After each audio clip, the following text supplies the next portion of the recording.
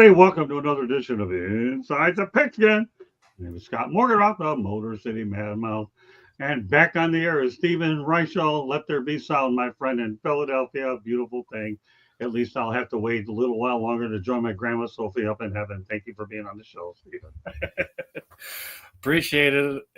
Appreciate everything, the patience, and that's okay. Technology loves us in so many different ways. That they continue to show us the ways over the last few weeks. So that is the best, most interesting understatement on the planet. That I don't know what the word understatement is, but that's okay. Glad you're back, anyways. SR. All right, Candy, the one who's helping give him the support on it. Go ahead, Candy.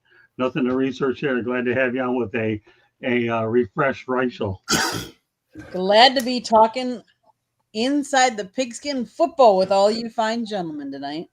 And we have Marvin Powell, our superstar, Yo Huddle Top fan. Glad to have you on the show. Thanks for hopping in. Hey, happy to be here. Thank you for having me. Looking forward to this evening.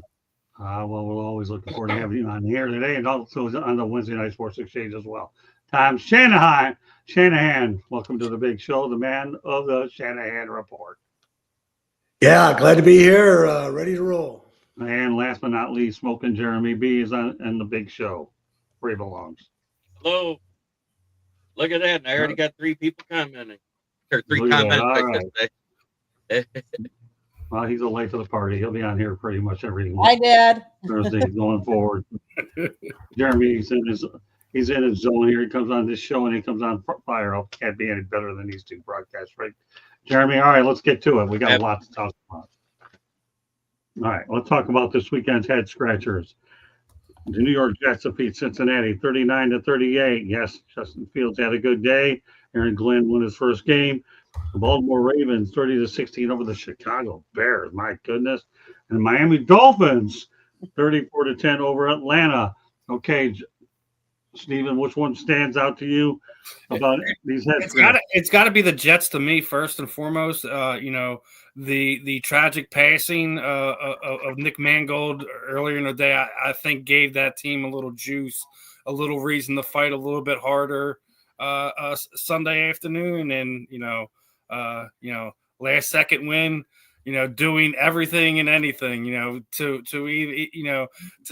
not even letting Justin Fields throw the last pass of the game to put the game away is just they literally threw everything but the kitchen sink at him, and they wound up getting the win on a day that it was a sad day if you're a fan of offensive linemen, a fan of a guy like Nick Mangold. Obviously he was going through some medical issues. Didn't expect to wake up and hear his passing, and to see the Jets go out there, perform, get a big win like that, get them off of that zero column in the win. Then you couldn't ask for anything more than that. Yeah, Woody Johnson got a win. Don't give him credit. He's probably the worst. No, don't give that man no credit. Don't give that man no credit. Exactly. That's my point. GMTA, right? So great minds think alike. At least you can talk at this time. All right, we got Jay, our superstar here, who's probably going to be headed toward that giveaway. He's definitely a leading candidate, Stephen, for sure. So, yeah, no, it was good to see. Rest in peace, Nick Mangold, for sure. Rex Ryan had a very emotional thing as well with this guy. He, to me, that was coach him as well. John Doe, how are you doing? What are you talking about? I don't know. Football. We're talking football. There you go. All right, Candy, go ahead. What are your thoughts about what stood out in your mind? Miami 34-10 against Atlanta. Atlanta had won 3 straight. Miami, we've all been talking about how soon is Mike McDaniel going to be Tua throwing interceptions, can't see over his line. That to me, that surprised me. 34-10, the Dolphins at Atlanta. Not even at home. They were at Atlanta, and they took it to Atlanta. All right, Marvin. It has to be those Jets. I mean, listen, at 0-6, I mean, just being winless, I'm thinking about the number 1 pick. That's where I was. We win a game, and and everybody loves Justin now today. No, seriously. I mean, it's almost insulting celebrating the win. You know what I mean? Like, what are we celebrating really? If the big picture is about winning the Super Bowl and the big picture is about being in the playoffs and championship, what are we celebrating? That we're the best, worst team in the league? That's really what we're coming down to, and I hate that. And as a Jet fan, it's like every other season. That's what we're doing. You know, we're the best, worst team in the league. You know, with 2 or 3 wins. You know. Listen. I'm happy for all my brothers and sisters in the Jet community, all the fans, but the Jets got to figure out what the hell we're doing. I do believe it really starts at the quarterback position. If you look at the first 6 games of the season or so, Justin has been mid at best, average at best, and I just don't know what we're doing with our organization. I want to believe in Glenn, but we've looked so bad. We look so bad in the horrific coaching decisions and, just not great answers at the podium. And I just hope that, this guy's getting better every day. I do, because so far I'm not in love with what we have and what's going on. But yeah, I was shocked that we won. I picked in my fantasy, I picked the Bengals defense over the Jets. That didn't serve me well. But it is what it is. Tommy? Yeah, you just never know in the NFL. I know it's the old line about parity, but also injuries. A lot of it has to do with who's injured when these games come along in a long season. But the other thing not to overlook about the Jets, yeah, they were 0-7, but 5 of the losses were 1-score games. So they may have been bad, but they were in games. And I'm glad to see them finally break through. I hate to see anybody lose like that, lose all the time. Jeremy?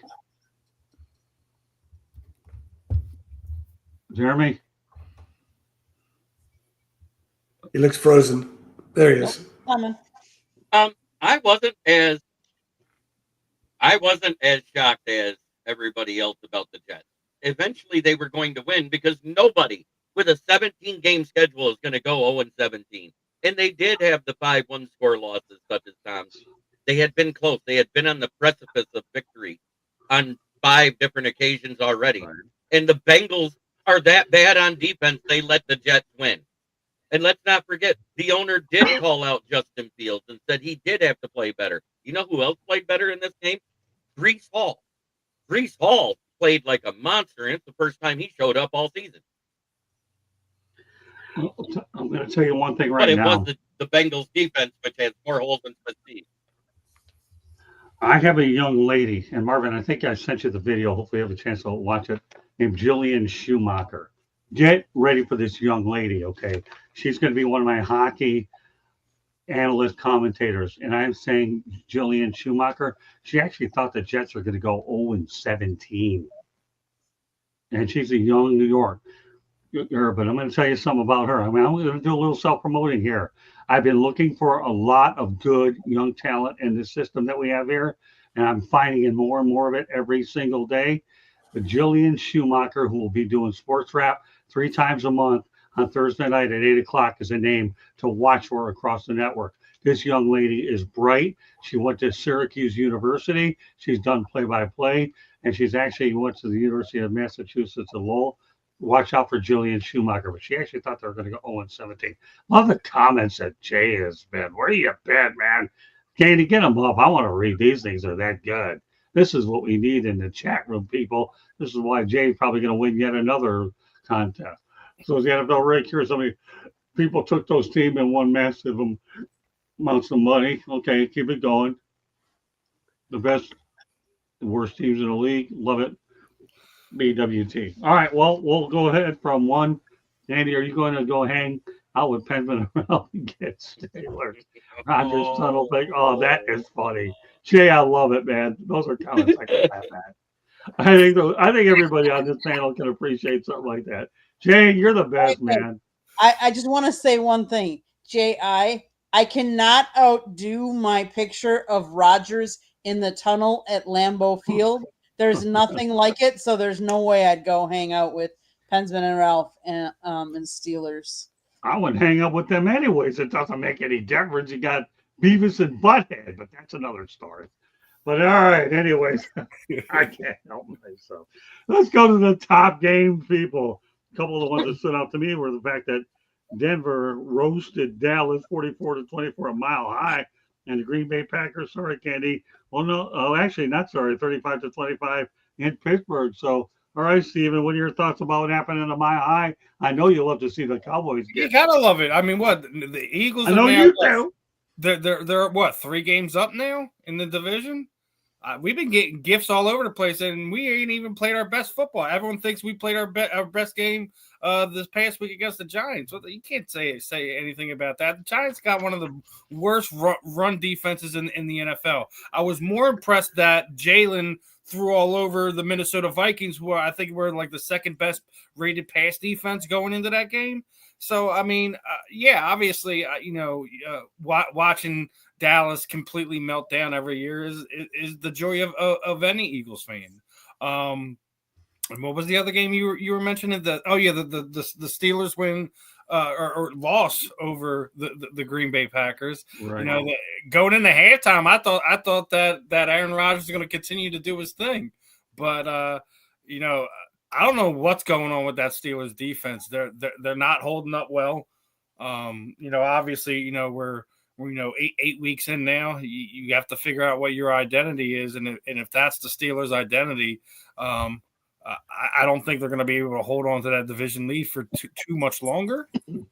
But I think it makes it more interesting because that means Candy, our teams are be going for the conference lead come this time next week. So Eagles got a bye week this week. So by the time you guys rack up another win, I think that'll probably be one of the more prominent games to look at the following week. But it wasn't just the fact that Denver beat the Cowboys. It's just the manner that they were doing it. Number one, you don't like the Cowboys anyway, so say whatever you want. I don't. I'm not going to sit there and act like I do, but like at the same time, it's like that's not a logo; it's a rating system. That's the 1-star rating system. Absolutely. But it's one of these things. Like as much as I enjoy watching it, sometimes you think that they would find a way to put it together. And I know a lot of people were hard on Jerry Jones over the Micah Parsons trade, but if you really think about things right now, if Micah Parsons on that team right now, are they a playoff team? I don't think so. Or are they going to be contending for a Super Bowl anytime soon? I don't think so. I think looking at it now, looking at what their team is, it probably was the smartest thing that Jerry could do because he gave them assets to potentially get better over the next few years. So as much as we were hard on Jerry at the time, they weren't going to pay him. Right. Instead of dragging it out and waiting until next week at the trade deadline to potentially move him get hurt and you're not able to get rid of him. I think Jerry made the best out of the worst situation that he had already made for himself. So I do love Jerry Jones. Jay, all the scientists and doctors in the world need to be kept around to keep this man alive another 100 years. Those cartoons where you see the floating heads in a jar. Yeah, that's what I want to see. Jerry kept alive because, listen, he's done a lot of great things, but that was 30 years ago. As of right now, I mean, he's always going to be remembered. He's a Hall of Fame type owner. Things like that. He has done important things for the league in itself. But as a GM, if I'm in the Jerry Jones camp right now, I'm telling him to step down, get out of the way, find someone else in there that can run the team to potentially get them over. They've been stuck in this same situation for 30 years now. They've been good. They've been good enough to talk about, but they haven't been great.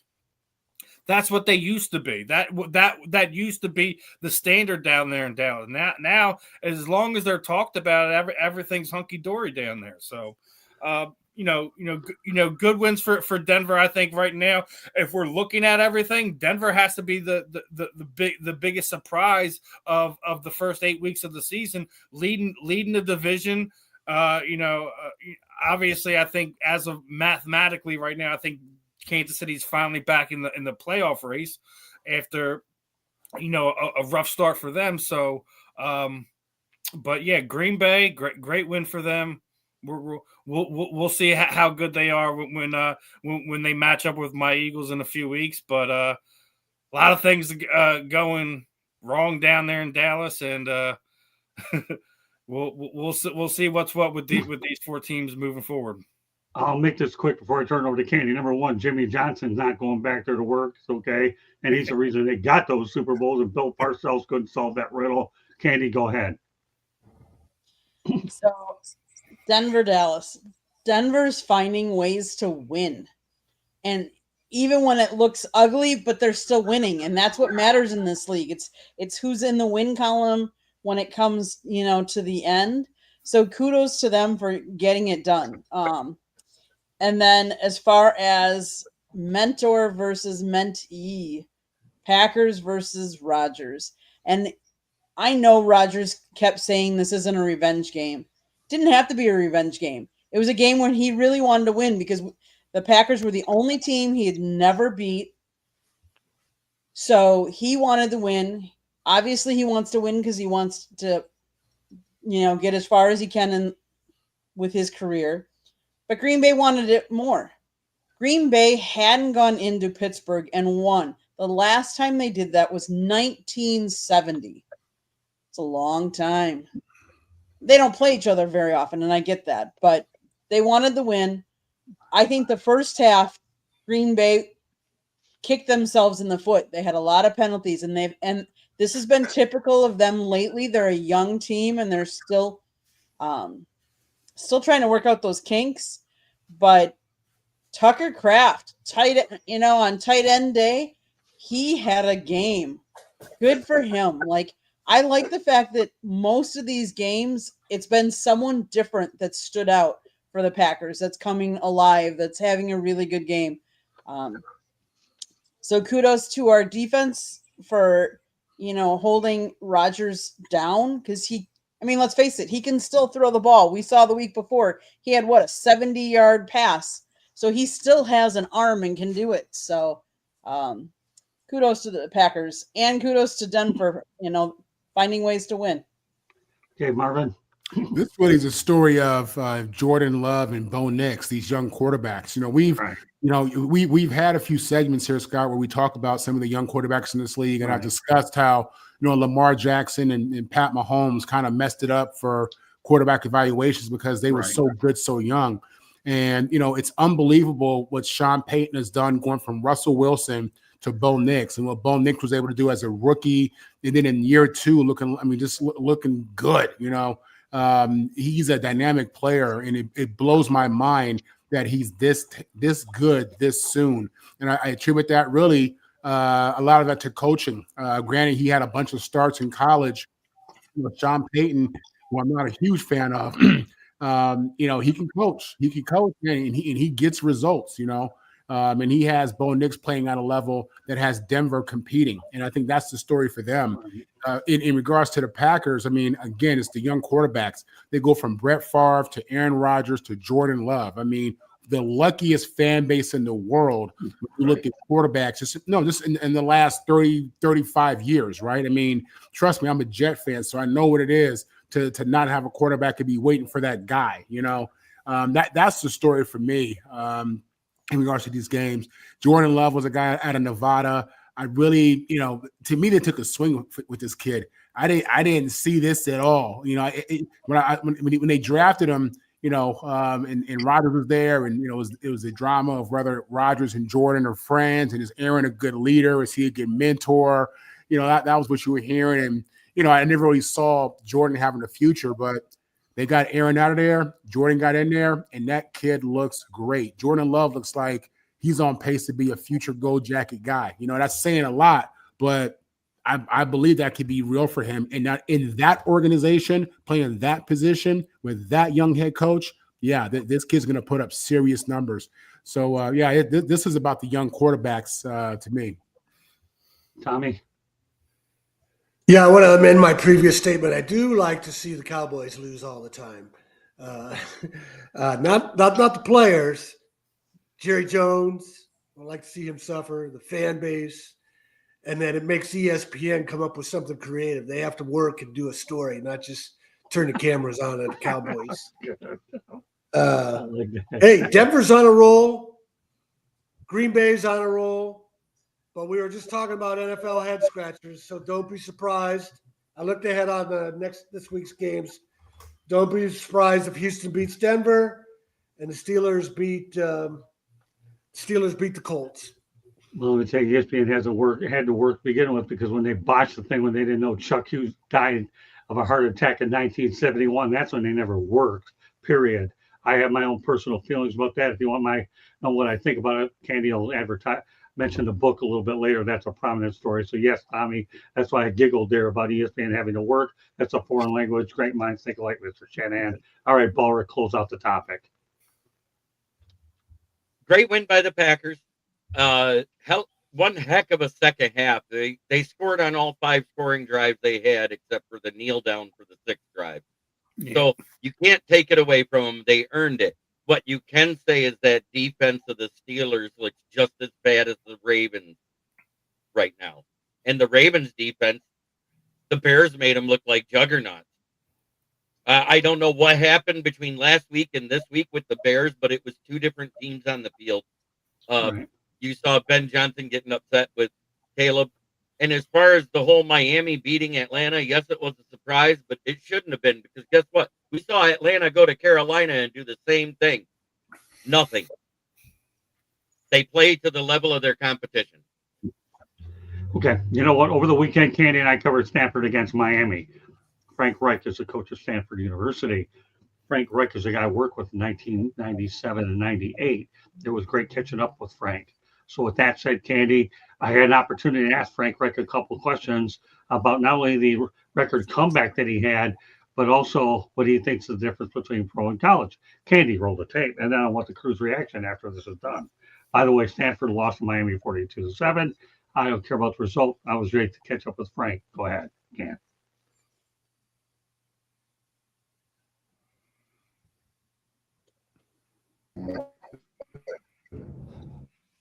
So, well, I forgot to mention my first name and affiliate, Scott Morgan of South Florida Tribune. So obviously, I know your background as a guy that had arguably the greatest comeback in NFL history in the playoffs. Do you use that as an opportunity to let your kids know that you have to play all the way to the final snap, and use it as a teaching moment for these guys?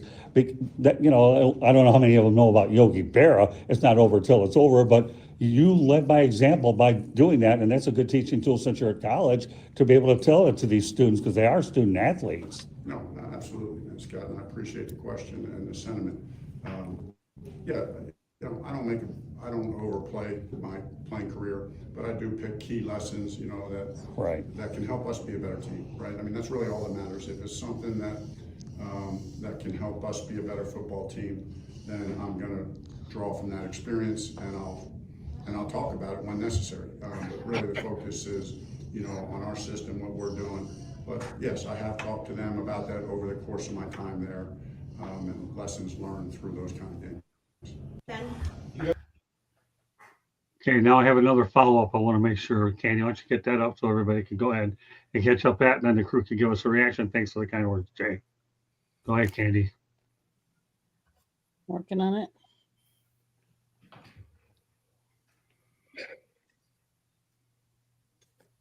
So, Frank, obviously you've coached in the pros a long time. What's it like for you to coach college? Are these kids a lot more attentive to what you're trying to convey to them? We all know that the pros is a different animal. Now you're getting your first taste of coaching college kids. I'm really enjoying it. I mean, these guys are special. I mean, they're special. I'm enjoying coaching them. Listen, I think any player at any level is attentive to somebody helping them become a better player. Right. And obviously, to your point, you know, in the NFL, are those guys still trying to get better? Yes, they are. So, you know, as a coach, when you give them stuff, they can get better. They're going to be attentive. when you're a college player, you just need a whole lot more work on your game than you do. There's more room to grow. So the guys have been great. Our coaching staff is doing a great job. Our position coaches, our coordinators are working hard, pouring everything into our team. And I think we're seeing the progress of that. I mean, obviously today was a bad defeat, but I still see the progress that we're making, and I'm excited to get to work next week. One other thing I wanted to add, I know you have a very demanding travel schedule this year, over 24,000 miles. Do you think that that's worked as a disadvantage to you, or because let's face it, that's not easy going from coast to coast multiple times, and I'm not using that as an excuse, but that's a lot more demanding travel schedule than most schools have to deal with, going from ACC, or it used to be East Coast, and now it's coast to coast. Yeah, I mean, it is a challenging schedule, but we embrace that. We like that challenge. We don't even think about that. Right. I mean, we do talk about it because you got to handle it certain ways. Right. We have certain philosophies about how we deal with the time change and the travel and all that stuff. But it's just kind of matter of fact. It's just another day at work. Here's how we do this. This is the way we handle travel, and nobody's thinking, we got the short end of the stick by having to make all these trips. I think it's a great opportunity to get better. Ben? Yeah, I know. Okay, I want to give a special thanks to the Stanford Communications Department. They were really great, allowing me to get a fair amount of questions in. But one of the things that I've been able to do this year is, instead of going to the Miami side, Candy handles all the recordings on their side, so I can get the opposition. And that situation has worked out well for me all year. It really has. When you think about the fact that I began working with USF, Alex Golish in that group, followed by Billy Napier, and then Jeff Brome, and now Frank Reich. Stephen, give me some reaction about what you heard there from Frank Reich all the way around to begin with. I talked about a lot of different things. Just give me a few thoughts. Listen, I already told you, I got love for Frank, from his time here in Philadelphia during that first Super Bowl run. I was one of the few people who I still believe that regardless what happens this season, I think Frank could very well be kept on to be the permanent coach, not just the interim coach down there in Stanford, because of his experience in the NFL. So but the fact that he implements some of those stuff, those personal things that he went through to show the kids, don't just give up. You play to the final whistle. The scoreboard should be irrelevant to these colleges, because at the end of the day, it's about getting the reps in. Putting the tape down for yourself, showing that it doesn't matter what the score is, doesn't matter how high up you're on. It's one of these things where you have to continue to play. You play whistle to whistle and through the final one. So. The other part of the travel schedule and stuff like that, I think he's handling things in a way that, like I said, I feel that he should be kept on. We'll see if Stanford's smart enough to keep him in the building, regardless if he is their long-term option at head coach, or they find a way to keep him there in some other way. I think he will be invaluable to that program if they decide that's the road they want to go. But. Well, I'll say this much. What happened to him with the Carolina Panthers and David Tepper was a joke. It really was. But I'm glad he landed, and he's working with Andrew Luck there. He's done a good job. I like the way he handled that question about being able to utilize that great NFL moment to teach his kids. And that was one of the things that really had me thinking about it. And then with the other two popping in, thanks to the Stanford Communications Department, I'm glad we were able to get everything else in. Candy, give you a brief overview. We'll turn over the rest of the crew. We'll have a lot more show to get to. So I love how he says that, a coach is a coach, whether you're coaching in the NFL or the college, and they all have things that they can learn, and you got to keep practicing. And that when he talked about traveling, it is what it is. He can't change it. So you just, it's a non-relevant factor that they just have to work through. Logistics is what it is. But he had his team playing hard the whole game, and that's, all you can ask, and that's what you should be asking from a team. Whether you're outmatched, whatever it is, being an interim coach, we all don't. They don't always have the same luxuries as a head coach, and I only hope they get to change that title from interim to head. Yeah, I actually think Stanford is now become a new media distribution partner. They had 2 people in there. They were really great. I said, hey, put us on your media distribution list. I would love to be able to promote the Cardinal brand here on the East Coast. And these people are just great to work with. All right, Marvin. Listen, Frank Reich, man, I'm an old football nerd, and I remember that comeback in the pros, and I remember Frank in Maryland. So I appreciate him seeing. I appreciate seeing him, as an interim coach at Stanford. I think this guy's a smart hire long term. I think it makes a lot of sense. I think it's a great fit. Just a credible athlete during his day, got it done. And obviously he's been coaching for a while in the NFL, so I think he would be a great fit there. Listen, when Stanford was up 7-0, I was like, oh my God, here it comes! It's about to be another one of them days, But I'm serious. I thought it was going there, but obviously them Canes did their thing. They turned that around. But no, Frank is great, man. I loved how he answered the question. It's a business trip. These guys are making money now. This is what it is. You want to be grown? This is what grown is. You know what I mean? So it's just part of the deal. There's no reason to complain. I'm fortunate. I haven't heard players say anything about their travel, and you probably won't hear that too much, to be honest with you. But it is what it is. And in regards to being able to coach a team out of a rut, in regards to being able to motivate guys, listen, he's done it. He's dug himself out of a hole. In a very real situation in the pros and in college. He's credible, man. I like him a lot. And great job in that interview, Scott.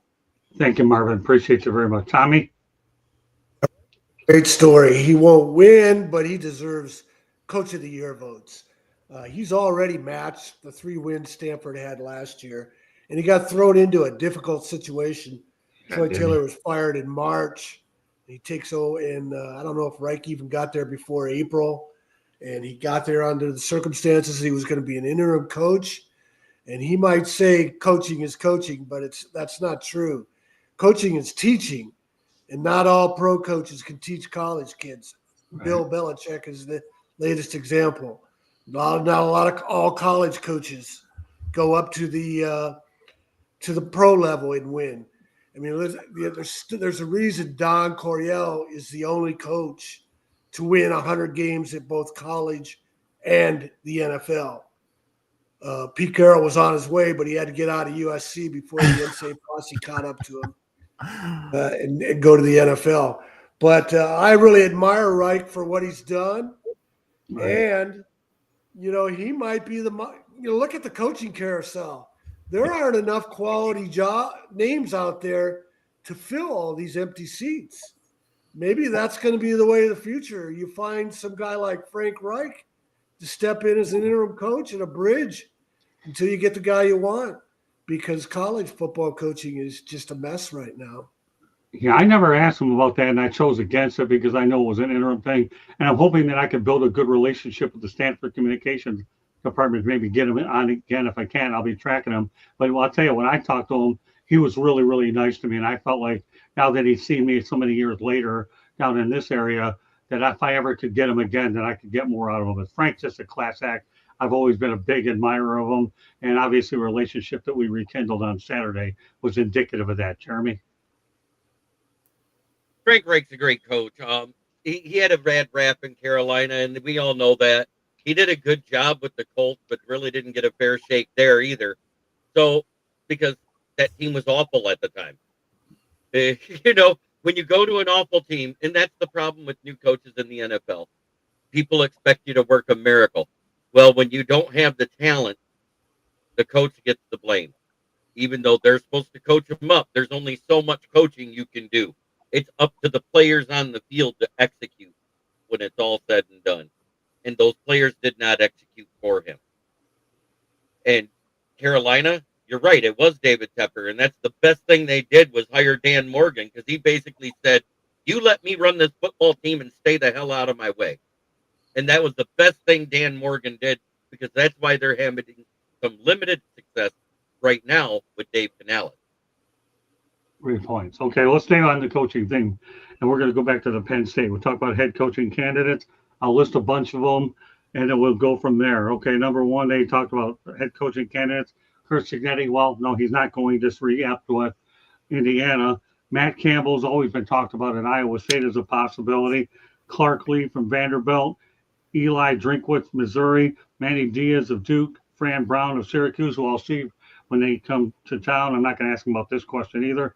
Brent Key of Georgia Tech. Matt Rule of Nebraska. I'm going to start off with this one. I'll let everybody follow me.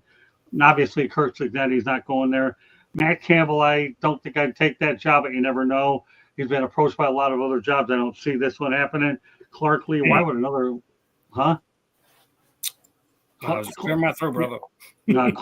Clark Lee, why would another Vanderbilt guy want to go to Penn State? It goes beyond my wildest of imagination.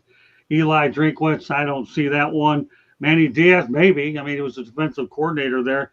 Fran Brown, I don't know about that. I'll have more information about that when I see him then, although he's having a tough year at Syracuse. Brent Key, Georgia Tech, maybe intrigues me a little bit. Matt Rule's not leaving Nebraska. With that said, Stephen, take it from there. Just give me one guy that you think could emerge of this list, if there are any. I'm not going to get the guy I want. I want Rule.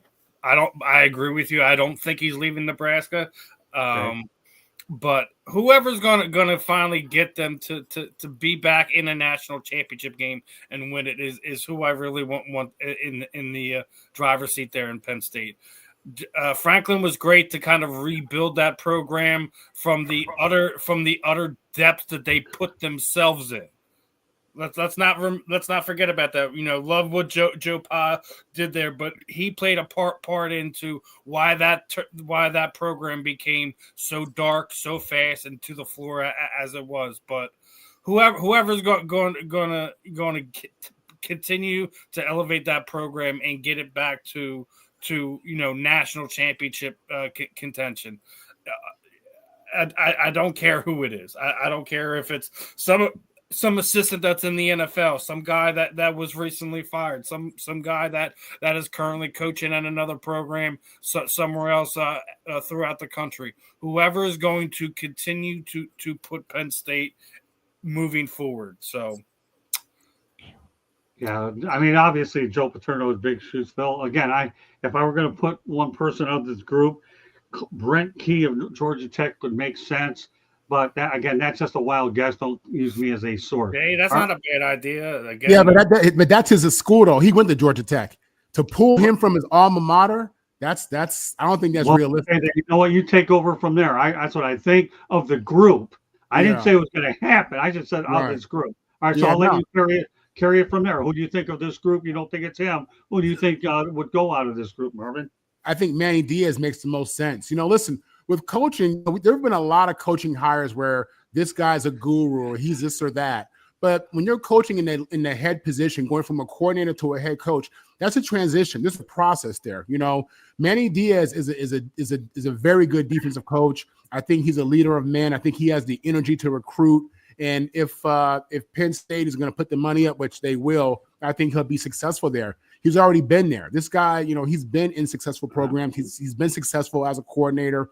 I think his resume says, hey, I'm ready for a head coaching job of this caliber now at this point in my career. I think it'd be a great move for Penn State. Okay, well, that's good. Okay, I'm glad. All right, Tommy, what do you think? Whoever Penn State gets, if Penn State finds a guy that turns them around to a national championship game, their fans don't deserve it. I mean, James Franklin, if it not for that pass against Oregon, they would have won. They could have won that game, not for the intercepted pass. And same was in the playoffs. Was at Notre Dame. They had a late play that went against them. One play cost them the Notre Dame game, or they're in the college football finals. So the Penn State fans are out of their minds. They don't have any appreciation for what Franklin did to rebuild the program. Right. After the Penn State fans stood by Joe Pa so long that he was losing it as an old man and looking the other way about Jerry Sandusky. He was directly told what Sandusky did, and he didn't do anything about it. Right. So Penn State and fans don't deserve to have a guy that brings them back to the national title. They might turn out to be another LSU type program where they don't ever get it back and they just keep recycling guys. Manny Diaz, he recently said here at one of his Duke press conferences about how the coaching world has changed. He said, in coaching, there's always been 3 phases. You get there for the honeymoon, they love you. You have some success, they say, don't leave. And you go downward, and they say, please leave. And he's been through that at Miami. Miami turned on him. And that was a dream job for him, being his hometown. And he's got a lot of financial support at Duke. They're getting him players he needs. And, they're not going to be a national title contender, but they can do what Vanderbilt's doing. So I would be surprised if he left Duke, because I think Penn State is turning into a toxic situation. You know what, Tommy? I couldn't agree more. I really could. And I'll go ahead. I'll back that up in a minute. Go ahead, Jeremy. I think it's nobody you listed. I think they're going to find somebody off the radar that's an up-and-coming guy. Maybe, like Steve said, one of these NFL coordinators that's looking to make a name for themselves to get into head coaching. Because you know what? A lot of the bigger guys in college football are getting extended already, the ones that are solid in their job. I mean, right now it's looking like the ones coming up that'll be let go. Well, we already know Brian Kelly's out there, and I don't think Penn State wants him. Luke Fickell is about to be out there, and I don't think anybody wants him. And I know Wisconsin's doing better, but let's face it, he's on his seat is hot. Candy. I think Matt Campbell might be an option, and he's done good at Iowa State, but maybe it's time for a change. Sometimes people like change. I know they've thrown Lane Kiffin out there. They've thrown, a lot of different names out there that aren't sticking. They threw Marcus Freeman out there, and he said no, he's not leaving Notre Dame. He's happy where he's at. And some of these coaches, and kudos to them for this, there are other teams that are throwing out more money, and they're saying, no, I'm happy where I'm at. So kudos to them for not always searching for the almighty dollar. Okay, well, let's continue this on here. Okay, Penn State just paid $56 million to buy out Franklin at 3-3. And to Tommy's point, he had a 104-45 record with a CFP semifinal berth last year. Keep in mind, Billy Napier's buyout was only $21 million, and Napier finished with a 22-23 mark with the Gators. So there was one report that said the buyout was $49 million. So the buyouts on Franklin have been really what they are, and there you're talking about 12 years with Pete Thamel at $54 million. So the numbers are what they are. But I'm going to say the only thing to draw out of this is what Tommy said. You get fired for 104-45 mark and that type of success. That to me, Manny Diaz, I don't know. I'm with you, Tommy. Why would you want to leave Duke anyways to go there? I struggle with that. But 104-45 after rebuilding that mess. And in fact, let me take it a step further, okay? AD Pat Kraft in a release said Penn State owes an enormous amount of gratitude to Coach Franklin, who built our program into a national power. He won a Big Ten championship, leading us to 7 New Year's 6 bowl games in college football appearance last year. However, we hold our athletic programs to the highest of standards, and we believe that this is a moment for a new leadership at the helm of our football program to advance us toward the Big Ten and national championship. That's great, Mr. Kraft, but you had a guy that had a heck of a run, and you let him go. And Tommy even said, right, how many good coaches are out there? That's the biggest thing. I'll say this much. When the Detroit Pistons let Rick Carlisle go many years ago, he was a heck of a coach and subsequently went on to be a regular winner. But you have to know that you have a succession plan in place championship coach, and they were lucky to get Larry Brown. So you better know who your successor is before you make such a move. Otherwise, you may go the other way. And that's what I have to say about it. I'll leave it wide open here for anybody, and we'll continue moving on. All right. Anybody else want to add to this as we wrap this topic up? When you see the amount of money that these schools are willing to do in these buyouts, I mean, you have to look at it as golden parachutes. I mean, these head coaches are top level executives. They're running major corporations, if you will, and this is what it is. But when you see the amount of money that they're spending to fire them, it tells you how much money they're making, how much money they plan on making. It also tells you how passionate they are and how committed they are.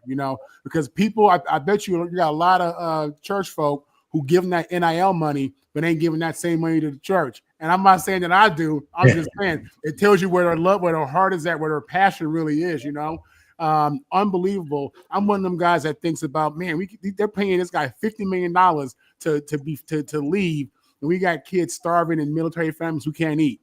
I'm one of them type of people. I'm thinking of like, where is our economy at? What's really going on? But, I get it. It's big sports, big business. And everybody involved making money. Anybody else want to add to it? James Franklin's only 53, and he said the other week on College Game Day that he wants to coach again. So that's going to cut into whatever the buyout is. A guy like Brian Kelly, 64, and has a acerbic personality. I don't see him getting back into coaching, at least not at a big-time place. Why would he? Well, he doesn't need to. Do something to contribute to football at the lower levels. You made your money. You walked away from Notre Dame saying you're going to LSU to win a national championship, and now Marcus Freeman is outdoing you. So I hope Kelly doesn't land in a better position. I hope nobody pursues Kelly because they're going to be disappointed.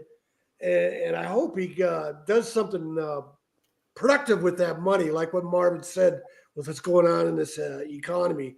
It's just a disgrace that there's this kind of money that's thrown around. And let's add in one more name, and that's the LSU athletic director, Scott Woodard, because he's the one that gave Jimbo Fisher a $75 million buyout. And now Kelly, what's Kelly's buyout? 54, something like that? Right. Man, that's two bad hires. Yeah, well, you know what, Tommy, to make you feel good, we'll let you get more off your chest next week when we talk about Brian Kelly. How's that sound? If you're having a bad day, I'll let you vent a little bit more.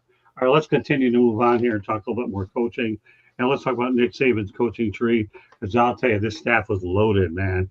And I mean, it was loaded. He had Kirby Smart, who's the offensive coordinator, Lane Kiffin, the offensive coordinator, Mario Cristobal, offensive line, Billy Napier, wide receivers, Tosh Lapoy, linebackers guy, Mel Tucker, and one made a little bit of money. Haven't heard from him since because of issues. Dan Lanning was a graduate assistant. Guess what? He got an $11 million extension, and he's now the fourth highest paid coach in college football. All right, Marvel, what are your thoughts about Nick Saban's group? Listen, he's the GOAT, not just because he added all the wins in the championship, but his impact on the game, his impact on the game today. I mean, these head coaches right now are all Saban disciples. I mean, this guy was a great teacher, great leader, and he's been great for college football. But that's the names you just mentioned right now, are part of the group that run college football today, and without question, every single one of those men was impacted by Nick Saban. That's, this is when you call somebody the GOAT, that's the kind of impact that I expect to see. When you call somebody the GOAT, these are the kind of decisions, the hiring decisions, being able to identify talent in the coaching positions, and bring in that talent and coach those guys up too. I mean, he's the GOAT for many reasons, and we're still seeing it today. Tommy? Say this about Nick Saban's coaching tree, because obviously those are a lot of great names, but he also helped Lane Kiffin resurrect his career after he got fired at USC, because he got fired under ugly circumstances. Nobody was really interested in him anymore. And the same was true with Steve Sarkisian. Both of those guys, he gave them he rehabilitated both those guys, and then they both parlayed it into becoming head coaches. So Saban deserves not only the credit for developing coaches, but helping guys get their careers back on track just because of one mistake that was high profile, one bad job that was high profile, and something to recover from. And I'm sure he would have, if Mel Tucker's offense was anything but sexual, I'm sure he would have done the same thing for Mel Tucker, but you can't touch that guy. No, that's true. Jeremy? Oh, what a great tree. It's a great tree. You look at that tree and you see the success. You see the success of what who's at UNC who shall remain unnamed, and what his tree has done in the NFL with the equal amount of success there. And it's two polar opposites. That coaching tree from Bill Belichick and the Patriots, failure. The coaching tree from Saban in Alabama, success. Candy? Good points.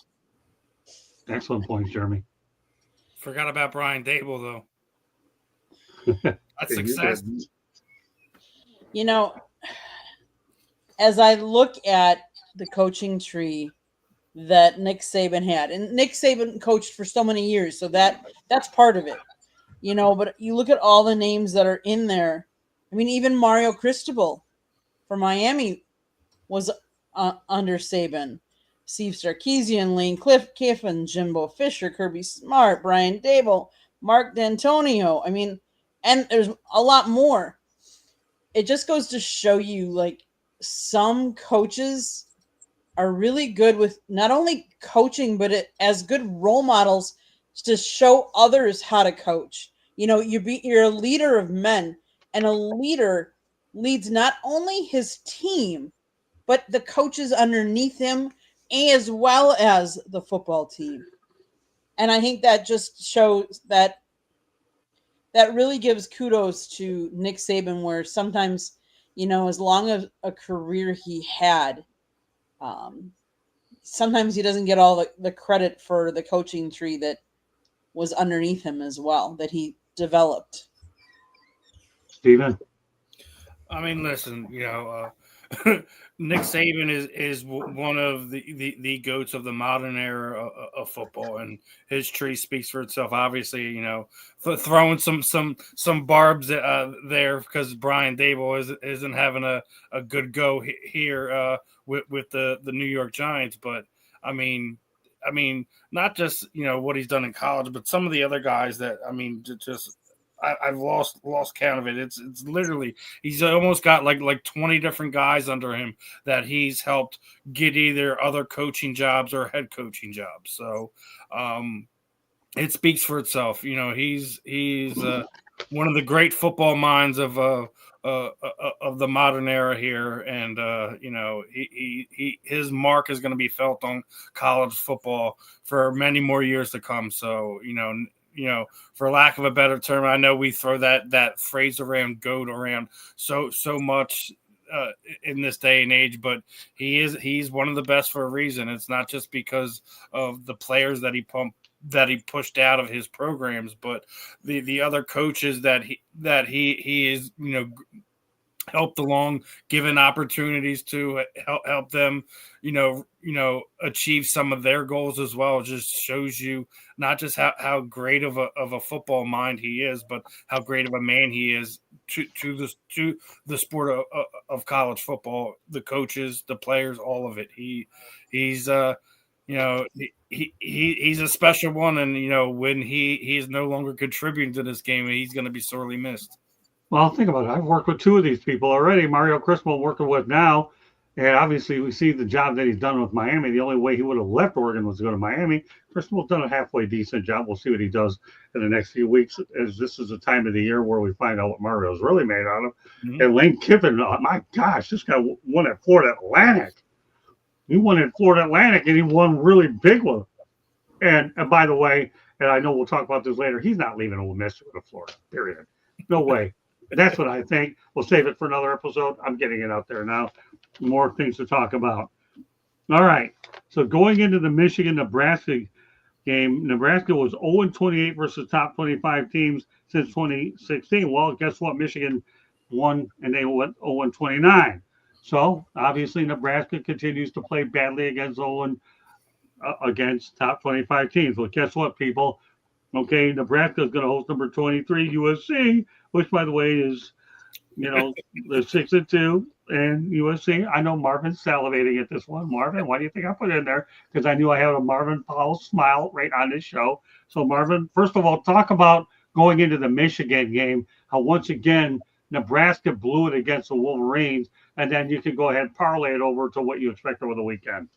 Yeah, I didn't catch too much of that game. I know Nebraska lost by 3 points to, at that point, a top 20 Michigan team.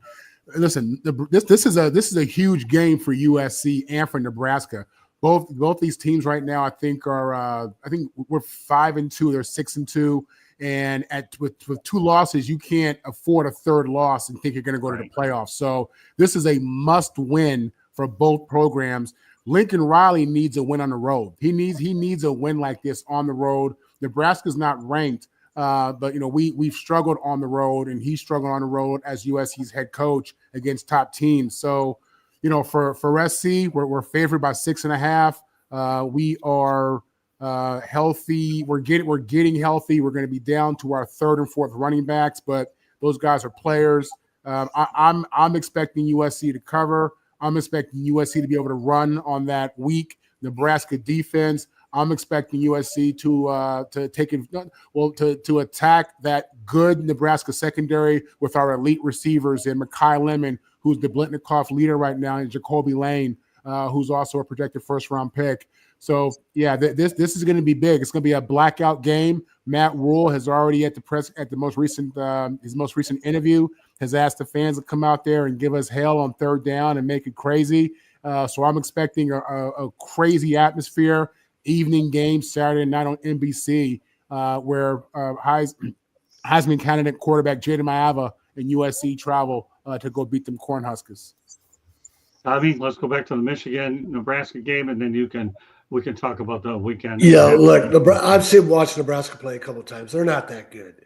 Michigan State is awful this year, and if they didn't give up a block punt for a touchdown, if they didn't have 2 guys collide trying to field a kickoff, a pooch kick that turned into another Nebraska touchdown, Michigan State wins the game, and they played awful. And then Minnesota just beat Nebraska 24-6. Nebraska's not that good, and they never will be what they were back in the days under Tom Osborne when their players were on steroids, and they was easy to. They had a big advantage recruiting with their budget and things like that. Guys wanted to go play for them. Guys don't want to go play at Nebraska anymore. If I was the Nebraska athletic director, you have all this talk about Matt Rule going back to his alma mater, Penn State. I'd fire Matt Rule now. Maybe the USC will kill him and that'll give him a reason. I'd fire him now and say, go take that Penn State job. We're going to try and find somebody else because we're never going to be much more than we are right now with Matt Rule. So, Tommy, what are your thoughts about the Michigan-Nebraska game, though? I know Michigan went in there as a little bit of an underdog. Everybody has a good game. Michigan's not that good either. Okay. I needed your brash comments because you had Jeremy behind you. USC whipped Michigan pretty good. Michigan State scored more points on USC than Michigan. And again, I say Michigan State is having a terrible season. They make all kinds of stupid plays, and they got screwed by the refs on when the game was still 10-7. The refs made a terrible call on an offsides that negated a Michigan State recovering a sack fumble, and then Michigan ended up scoring a touchdown. Michigan State could have easily won that Michigan game. So Nebraska is not that good. Don't worry, Marvin. You guys are going to roll. All right, Jeremy. Well, you can say Michigan's not very good, but the point is Michigan State lost to them. So that takes that. And how bad is Michigan State then? Well, anyway, let's go on to what we were talking about. Yeah, I don't care. Little brother stays where they belong. Little brother stays where they belong, in the shadows. But anyways, Nebraska, Nebraska can't beat a top 25 team if you gave them a road map and the Michelin tires on the vehicle to take them there. That was good, Ballrick. Oh, man. Quit while you're ahead, Ballrick. That was good. Okay. Yeah, I got plenty more for you. That was a good line. All right, Candy, your fire-up co-host. Hey, he did good. How can I follow that? I mean, Nebraska just can't hang with people. They're just not what they are. Yeah. Michigan State losing to Michigan, does that surprise me? No. It's a big rivalry, and Michigan's had their number for a while now. Michigan's on a mission to prove something because they're playing for more, and they're hot right now. Okay, Scott. Steven. All right. Well, as far as Nebraska goes, literally me and Marvin and Ben talked about this. Well, I think it was like 3 weeks ago. The fact that they haven't beaten a top 25 ranked team since 2016. I mean, this isn't all on Matt Rule or this program as well. This is something that they've been dealing with for a while, and Matt Rule still hasn't gotten it figured out either. So, I mean, it's something that is lingering with them. One thing I will say, I don't, regardless if it's Matt Rule there or they bring in another coach at some point in time over the next few years, I don't see this continuing too much longer. At some point in time, they just the laws of numbers are going to win out at some point in time. As Marvin was talking about, a lot of people talking about his Jets were going to go, 0-16, 0-17. Eventually, you put it together, you find a way to win a game. Eventually, Nebraska's going to be able to put it together and beat a top 25 team. There's no way they're going to go the rest of existence without beating a top 25 team. That said, right now, they're just beating up on the little brothers right now. They have to find a way to go punch for punch with the big dogs. If Rule stays, I do think he'll figure it out. He hasn't right now. But I will say I'm gonna go. I agree with Tom and Marvin that I don't think that they're gonna figure it out this week. I think USC is going to be able to do what they do, find a way to get a tough road win under their belt, regardless of the atmosphere or anything like that. This is not the week that they're going to do it. It will continue. We'll see what happens the rest of the season. If it's something that continues to linger with them, it's going to become more of a talking point nationally than just, us talking about it, seeing some of these fan sites post up stuff. Like, it's going to be, the media members are going to start asking Rule, like, hey, are you guys ever going to be the top 25 team? Are you going to be able to do it? Or is the guy after you going to be able to do it? Go ahead. I wanted to add to it. You said 2016. I thought they hadn't won a top 25 team since they had Sue. All right, well, let me add all this. Number one, I saw Michigan when they lost to Nebraska at the Alamo Bowl when they were part of the Big Eight. Guess what? When Nebraska came over to the Big Ten, Michigan's owned them. So, like, Wisconsin's owned them as well. I mean, Nebraska got a humbling party when they got to the Big Ten. Reality is this weekend the Trojan horse is going to be eating something called corn huskers, but they'll be eating off of corn and over this weekend out in Nebraska. So the reality is Matt will not rule on Saturday. All right, there's the analogy. All right. Let's add this about Nebraska. Frank Solich succeeded Tom Osborne, and he won games. He didn't win big, but he was winning games, and they fired him because he wasn't winning big. And then they've never recovered from losing that link to that heritage they had with Solich to Tom Osborne, Tom Osborne to Bob Devaney. They lost that. Who's in that position now? Penn State. Yeah, I've also often wondered about that, Tommy. Hiring Frank Solich was a bad move. He did all right down in Ohio. Once he got the Nebraska money, he made a name for himself, and he did well with that program as well. All right, Marvin, I want to isolate you on this topic. Anybody else can add, but this is really up Marvin's alley, probably more than anything else. All right, California high school players are buying into Lincoln Riley and USC. There's a real groundswell of momentum amongst California high school players saying something they have not said consistently since Pete Carroll was there, and that is, I want to play at the Coliseum. I want to go represent SC. This comes from former USC quarterback, coach, and BNT analyst Yogi Roth. So go ahead, Marvin, and you can go ahead and fill in the blanks. Do you think a lot of this is true? And maybe one or two y'all can add, and then we'll proceed. Go ahead, Marvin. Yeah, Candy, absolutely. put the isolation on him for this one. Yeah, absolutely. Jen Cohen, athletic director at USC, she's gone all in. Her and Carol Holt, our president, have gone all in on USC football and NIL. They're in the midst of building a huge complex football facility on the practice field. It's it's top notch, high tech. I mean, everything you can ask for, everything you would imagine at a top university in Los Angeles. This building's going to represent. Where we are today in technology and what recruiting should look like.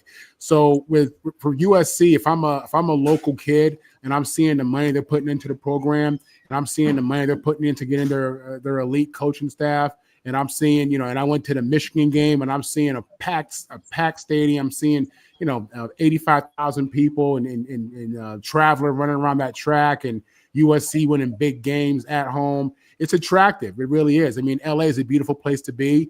And when USC is when USC is vested into football, it's hard for those kids who are local to want to leave, because at the end of the day, you can get an elite level education as well as play for one of the pillars of college football. So this is something, the recruiting has been phenomenal. Right now, USC has the number one recruiting class in the nation going into 2026. With that said, we just got commitments in the last 2 days from the number one JUCO tight end and the number one JUCO corner. Aside from that, when you look at the 35 players that we have committed to the 2026 class, the majority of those guys are from California. And again, what you're seeing is the investment pay off, the investment into the facilities, the NIL, which right now USC's NIL is competing with everybody in the country. So when you look at our commitment, you look at what LA has to offer, it's hard for those kids to want to leave. And we're seeing that in the recruiting class ranking as number one. Great stuff, Marvin. That's why I wanted to leave this topic to you. Candy and I got a glimpse of that during the NCAA Women's Final Four when the UCLA women's basketball team took advantage of the LA market and they made it work out really well. Tommy, I'm going to let you comment on this and give me your thoughts. I know you follow it deeply, and then we'll move on unless there's anybody else that wants to add to it. Yeah, well, USC has all the elements to cash in on.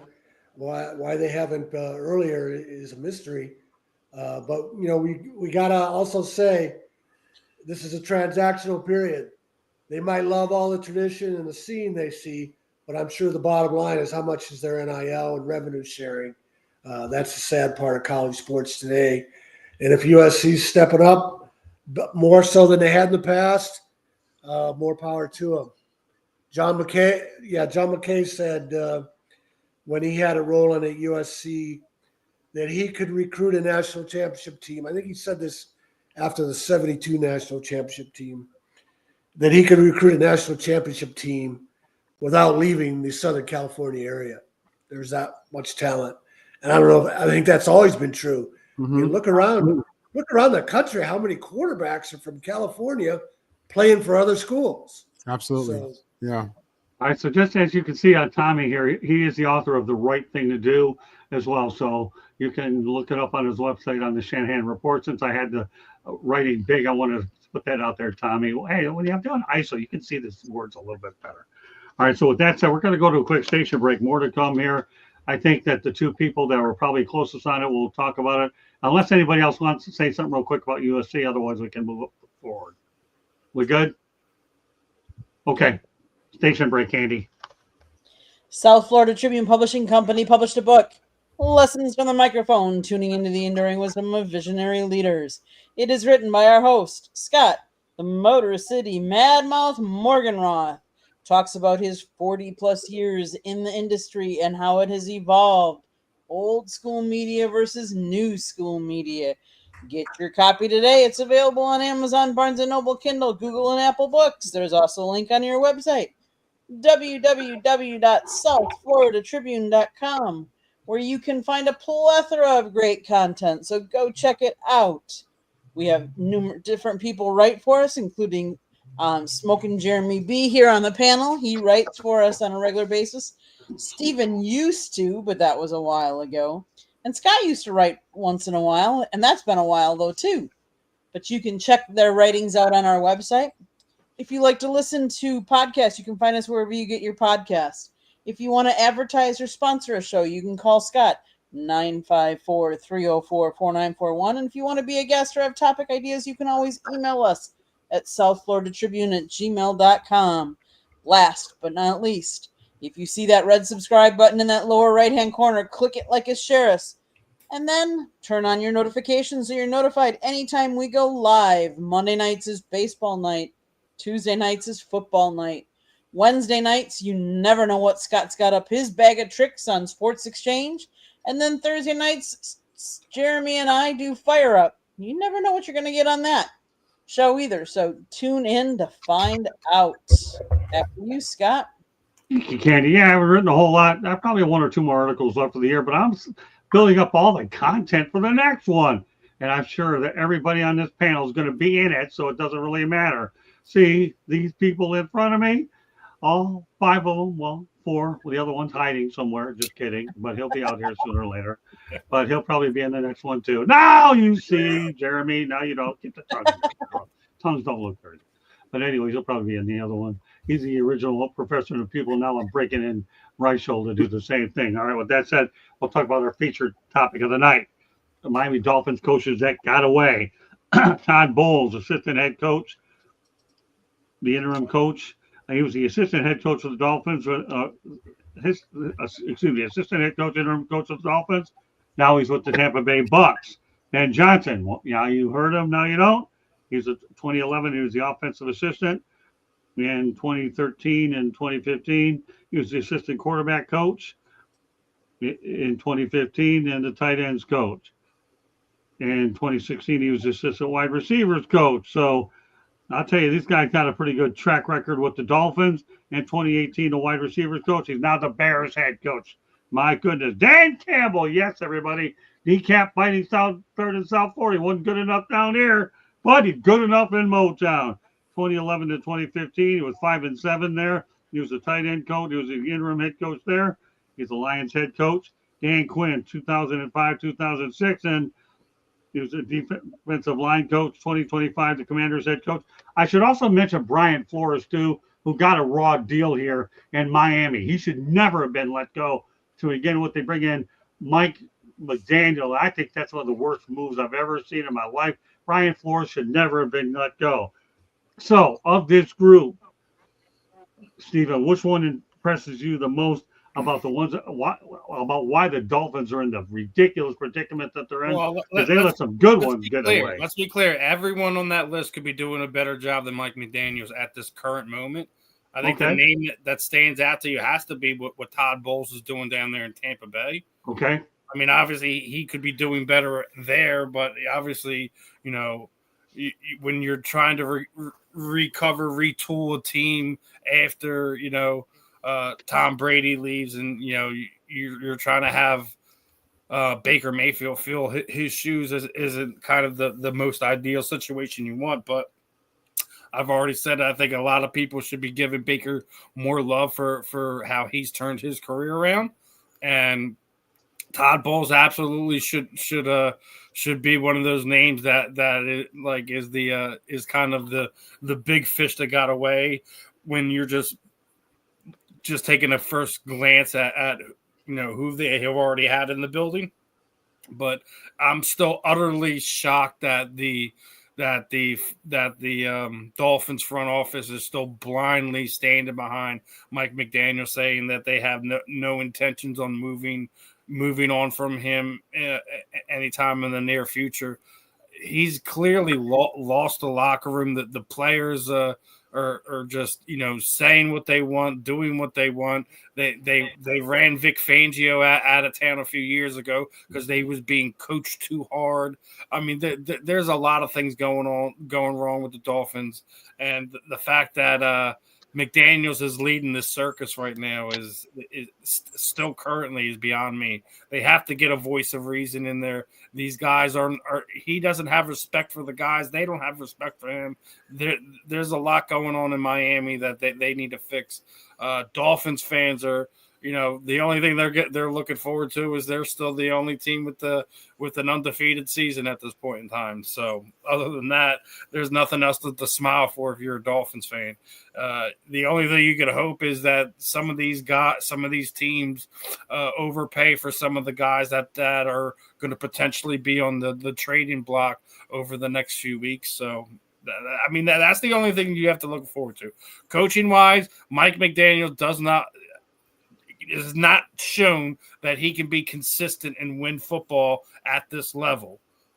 We were just talking about coaching trees. He's on that Belichick tree, and there's nobody on that tree outside of Mike Vrabel that looks like he's knowing what he's doing. And Mike Vrabel technically is a part of the coaching tree. He's a part of the player tree. So, yeah, a lot of things going wrong, but Todd Bowles absolutely has to be the one name that everyone's looking at when you're looking at that list.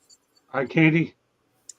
I'm going to say you have to look at Dan Campbell, because look at what Detroit's done before that and look at where Detroit is now. There are a lot of teams that do not want to face the Lions because they've become tough. Kneecap biting, let's face it. Playing Motor City Detroit style football and bringing relevance back to that town and bringing in an excitement level for that whole town, that whole fan base.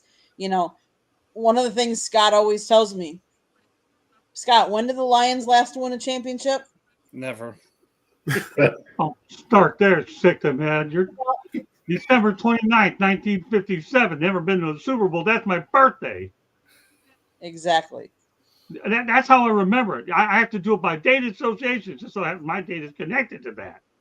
I can get away with it a lot. December 29th, 1957, 5 years before I was hatched. Go ahead, Candy.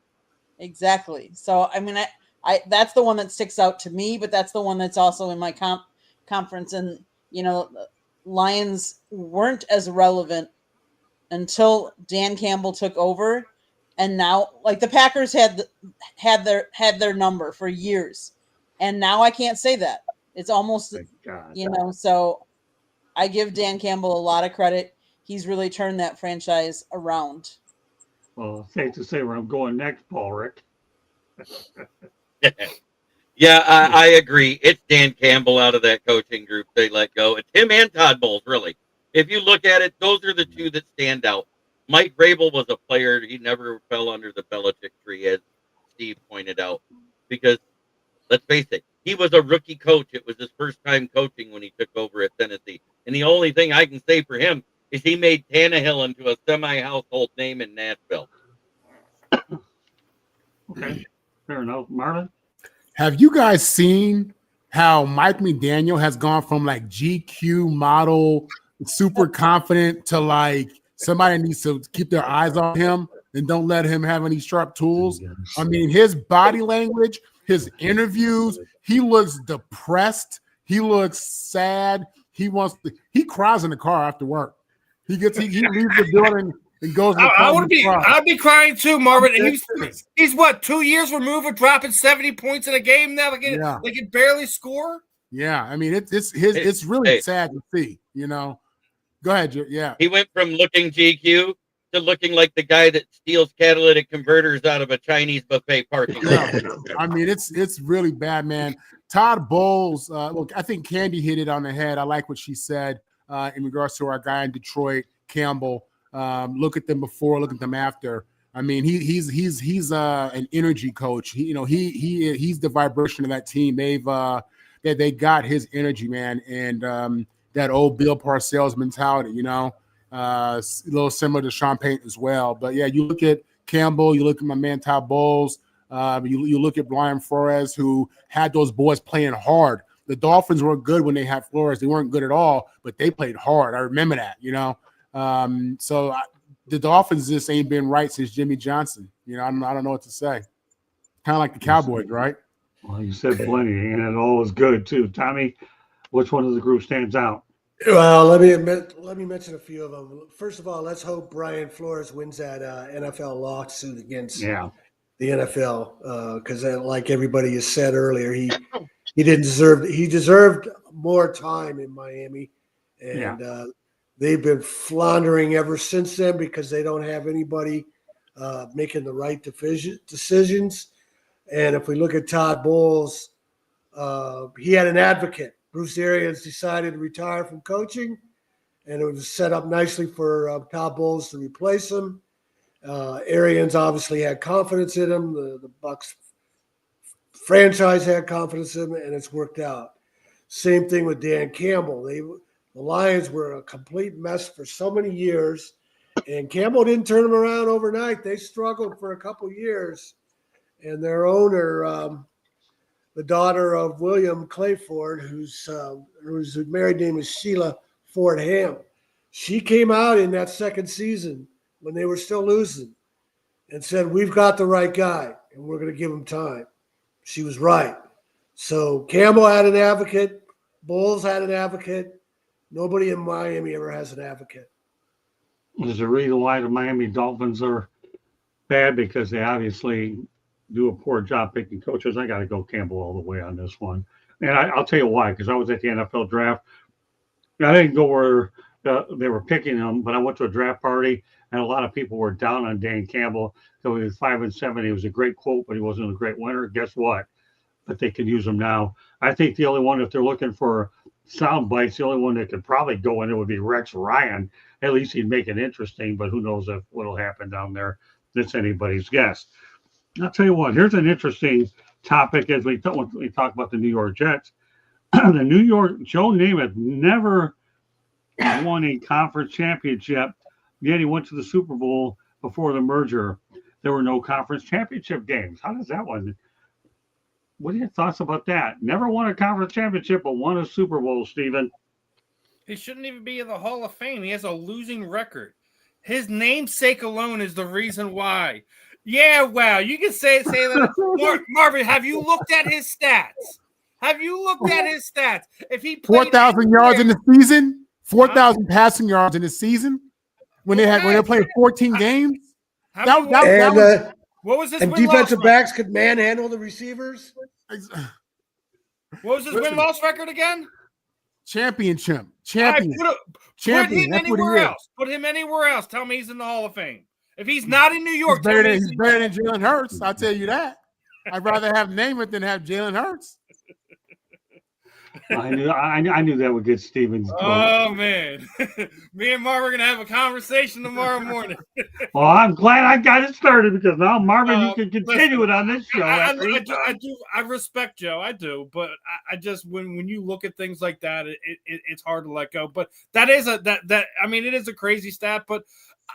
One thing I don't like with what we do with the NFL now, everything's about the Super Bowl, the Super Bowl, the Super Bowl. Everything's meant. Why do we only count half of what is actually kept in retrospect? We only count Super Bowls. Well, why don't we count NFL or AFL championships? They should also be counted. Oh well, Super Bowls are all that matter. I don't like that line of thinking. But when I'm looking at a quarterback, they need to have a winning record. That's my only gripe. Archie Manning. I agree. Another one. Namesake. I don't. If you have a losing record, I don't feel like you should be in the Hall of Fame. What do we talk about all the time, Marvin? Hall of good, or Hall of great, right? But in football, it's not like basketball. In football, the quarterback is dependent on so many people. You know what I'm saying? The defense, the special teams, the GM, like there's so many. It's not like, Jordan and LeBron. These guys have a much bigger role in that whole process. I mean, the quarterback's dependent on 11 guys on offense, 11 guys on defense, 11 guys on special teams. And, it's tough, man. So I hear what you're saying, but, But on offense, he's actually only dependent on 10 other guys because there's only 11 on the field. But if your defense sucks, and that doesn't matter how many points you put up if you can't stop anybody. You're right. Look what's going on with Dak Prescott this year. Dak Prescott, if he's on any other team right now, we're thinking comeback player of the year, things of that nature. That's saying a lot for you, huh? That's saying a lot for you. He's a Cowboy. Listen, we talk about this all the time. I may hate the Dallas Cowboys, but us as Philadelphia fans, we respect greatness, right? Everyone always loves to throw us Eagles fans under the bus. Y'all heard what happened with Cam Scatterboo last week, right? Did the entire Lincoln Financial Field not give that man a standing ovation? That's a staunch different from what happened with Michael Irvin. Michael Irvin likes to poke the bear a lot. And that's why, in my opinion, I felt like he got booed after he got off on his neck injury. No one in that stadium knew he had a neck injury. And I think that would be a big difference in that. But I will, when I see somebody playing great, regardless if they're a rival or not, like for the long,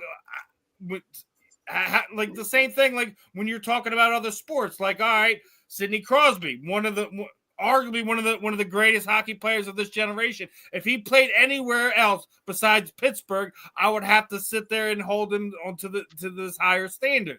But the fact that he is crybaby Sidney in Pittsburgh, I can't. It's just Anthony has also played more games than Mario Lemieux. I knew I just want to ask that question. Mario would always get it. The same thing why I also had more respect for Yager because he came here and played for Philly for a few years. But I'm saying, hasn't Sidney Crosby played more games than Mario in his career? He has. I knew it took him a long time. It took a long time for him to beat that scoring record, didn't it? Oh man, Jay threw up a hard one there. Who's better? Terry Bradshaw. I knew I was going to get the Philly Terry monster. Bradshaw had everyone around him.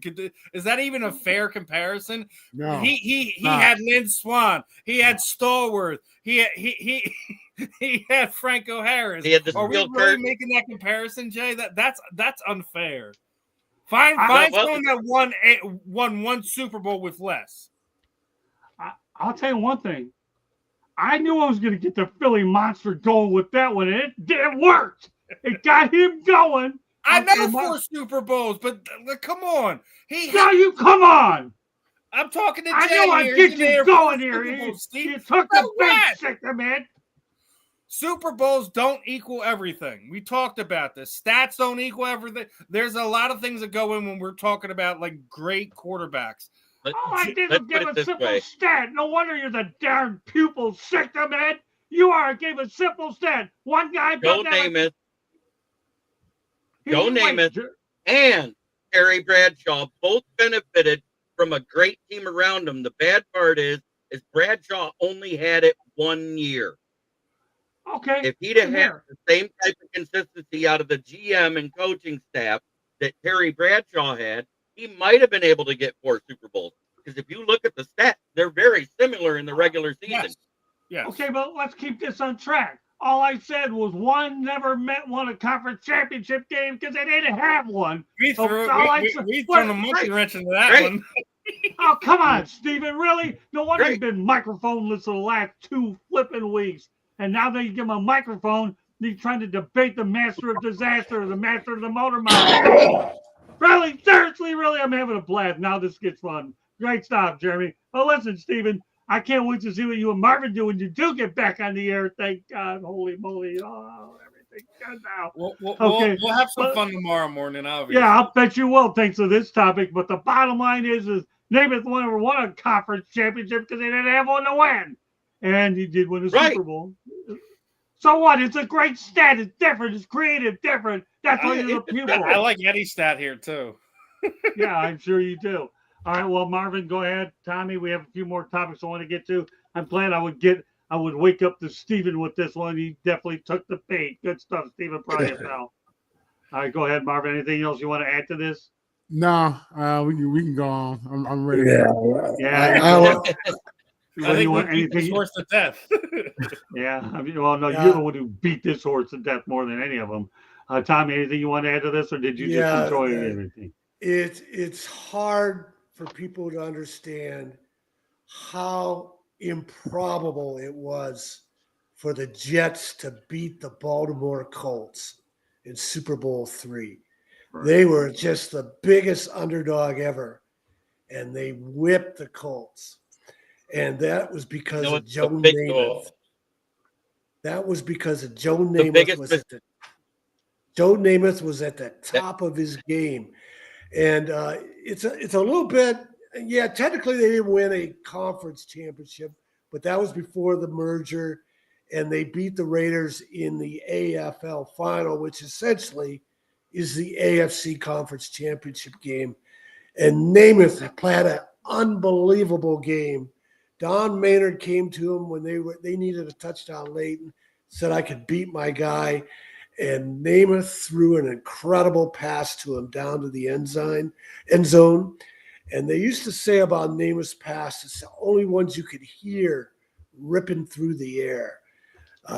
There's only 2 quarterbacks that have legitimately thrown for 4,000 yards in a season, Namath and Dan Fouts. The rest of them were after the NFL rules relaxed defensive coverage. When Namath and Fouts played in Fouts early in his career, the defensive backs could manhandle wide receivers. If Namath were healthy and playing in today's game, he would light up the sky every night. And the Joe Namath was just such a great player, and he did win a conference championship technically. And then his knees gave out on him. You can't grade the rest of his career after that. Namath made the Super Bowl what it is today when the Jets beat the Colts. The previous 2 years, the Packers routed the Chiefs, routed the Raiders, and nobody thought the Super Bowl was worth watching. And then Namath turned it all around with the Jets. They thoroughly dominated the Colts. And at the end of the game, Weeb Eubank talked to Namath about throwing the ball some more, and he said, hey, we're running the ball on him. Why do we want to? Let's just keep running the clock. That's the kind of quarterback Joe Namath was once the game started. Forget about everything else. And he did it against Don Shula. All right, a couple more things I want to get to while we're at it. Jeremy, go ahead real quick.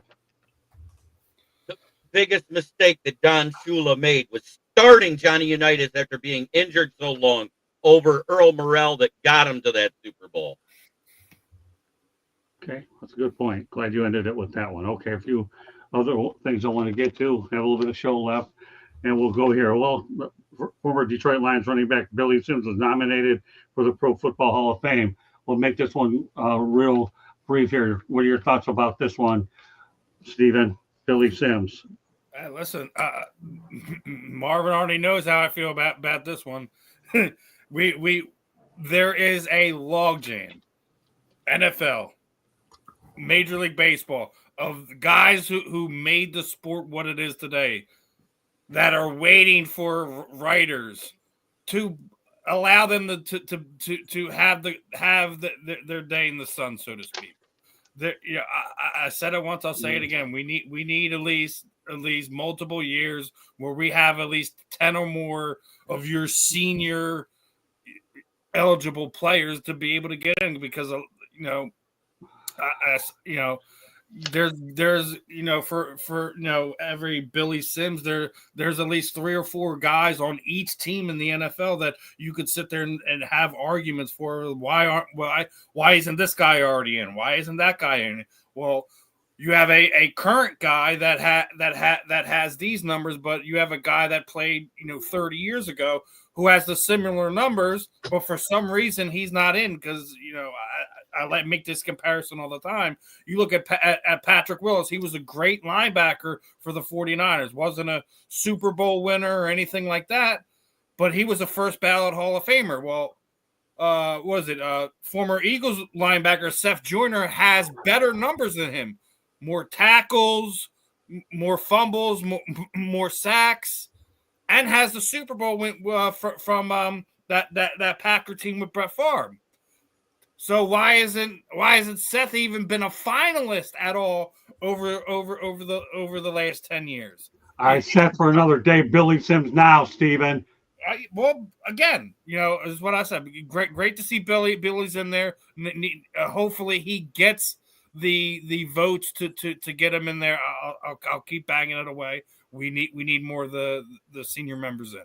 I'll make this real quick though before I turn it over to you, Jeremy. The only thing that stopped Billy Sims from getting in there sooner was a Hubert H. Humphrey Metro. Don't take it from somebody that ought to know.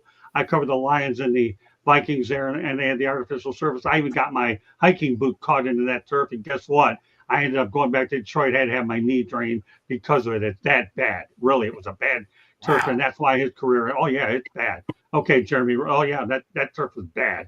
If you've ever been to the Pontiac Silverdome, you're talking about going out there and turf on cement. Go ahead, Jeremy. All I got to say is this. It's all right here on my signed stats jersey.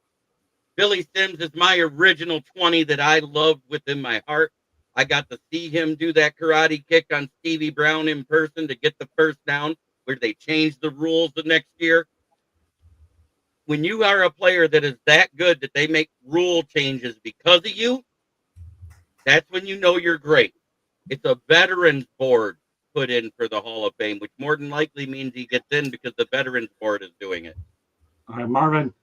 Yeah, Billy Sims, all-time great, college pro, well-deserved, and yeah, I know he was great for Detroit. Tommy. Yeah, I just did a quick check here. He never played on a team better in 9 and 7, so that probably hurts him more than anything else. Oh, actually, combined with having a short career because of his injuries. Geez, he had 1,300 yards as a rookie. 1,400 yards despite missing 2 games. 1,000 yards despite only playing in 13 games. So 1,000-yard seasons. That's a lot of production, but he doesn't have the big wins, the national television audience from playing in big games, and I think that hurts him more than anything. It's a bad combination: injuries and losing teams. But his talent is as good as is great. It's 4,018 yards in 3.5 years. All right, Candy, final word. I have a couple more topics I want to do my best to get to. Go ahead, Candy. He was the first overall pick in the 1980 draft. He actually led Detroit to the playoffs in 82 and 83. In rushing yards, 5,106, and receiving yards, 2,072 for only 5 seasons. That's pretty impressive back in the day. Okay. Now another one. I'll tell you. Here's an interesting one over the weekend. The last time the New Orleans Saints were 1-6. Get this. The world looked like this. When it comes to things like this, okay, it amazes me. The first iPhone had not been invented. The average rent in America was $791 a month. Tom Brady was still in college at Michigan. Okay. Google was founded just 1 year before. The first Smash Bros. Game was released. Excuse me, in 1999. The average price of gas was $1.17 a gallon. Joe Burrow was 2 years old. Toy Story 2 was released. And guess what? Okay. The reality is this weekend, Tyler Shout is the new quarterback, and Spencer Rattler is out. So 1-6, I don't know. But Marvin, what are your thoughts about all this stuff? The Orleans Saints have been good for a lot of years, but man, they're running into some. When I have to put this information out there, that shows you how good they are, and that shows you how bad they were. I mean, this is a pretty interesting stuff that we came up with here. Yeah, when I was in New Orleans, we were 1-6. We were actually 1-8. We won the first. Okay. Yeah, we won the first game of the season against the Panthers, and I thought we were going to win the Super Bowl. I thought we had a squad, and we dropped 8 straight games, including a Hail Mary to Cleveland. But listen, 1-6 is tough. You know, I hate to see my Saints going through that. The quarterback situation is problematic, and you know, at this point, we need to get some more talent up in there. It'd be helpful for us to get a high draft pick if we could. So Marvin, of all the things I mentioned, which one stands out of what the world was? What stands out? Probably gas. $1.17. Oh, I wish we had gas at The gas $1.17. is real, boy. Yeah. All right, Yeah. so I'm going to ask the rest of the crew the same question. Which one of these stands out, Jeremy? Oh, all right. I was looking something up. That's okay. What was that one? What was the games? Which one stands out? Tom Brady being in college, $1.17 a gallon, rent. Want me to list them all, Jeremy? Rent stands out to me the most. If you look at when I was in, you're talking about 1999, right? 1999, I could rent a 1-bedroom house for under $400 a month. You know how much it is right now? How much? $1,500 right here in Genesee County, and we're a depressed county. So from under 400 to 1,500, and the minimum wage hasn't gone up triple. Something's got to give. Okay, Candy. I think the no internet. I think we've come a long way. You said, technology has come a long way since back then. Steven, make it short. Absolutely, it's gas. You guys are crazy. Well, I'm crazy anyway, but I agree with you. I'm crazy because I agree with you. Gas too. All right, Tommy. I'll say gasoline also. Okay, great stuff. Okay, let's go ahead. The Colts are 7-1 with Carrie, Carly Ursay Gordon on the sideline. Jim Ursay would be proud of her. Tell you what, talk about an active owner doing what she's got to do. Real quickly, rapid fire, Steven. What are your thoughts about Carrie? I love it. Another one of these topics. Me, Marvin, and Ben have already touched on. But you ain't pulling nothing over her eyes. You ain't gonna try to take any advantage of her. She's an involved owner more than anything that we've probably seen over the last 20, 30 years, maybe ever. They're winning. They're doing great things. So it's a good look for her. We'll see if they're able to continue to do this on the back half of the season. Looking forward to seeing what the Colts could potentially do in the playoffs. Candy. I love seeing that a female is on the sidelines, in charge, and succeeding. And look at what Indy's doing this year. I mean, who would have thought? Resurgence, Daniel Jones, Jonathan Taylor, making his case for running back of the year. I mean, look at what I really like it. I love the fact to see that, she learned from her father and she's turning it into success. Okay. Jeremy. Great job for her. I'm glad she's there on the sidelines, and I hope she continues. Marvin. Hey, it's all good. I like to see her doing her thing. She's the boss. They run the daughters run the show, and they're doing it their way, as they should. That's what the men do. Tommy. Yeah, let's put her with the Lions owner. She and Fordham. They're showing everybody who's in charge. And she's certainly not going to embarrass the Colts off the field as much as her dad did.